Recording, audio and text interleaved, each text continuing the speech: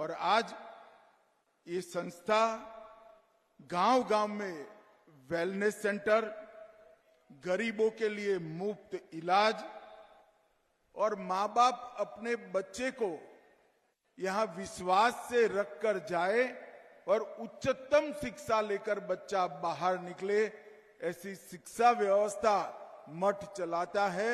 मैं मठ के सभी चलाने वाले सहकर्मी और निर्मलानंद नाथ महास्वामी को बहुत बहुत बधाई देना चाहता हूं।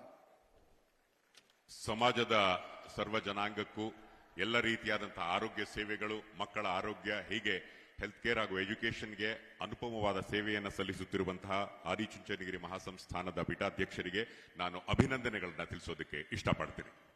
आज यहाँ पर लगभग 200 करोड़ रुपए की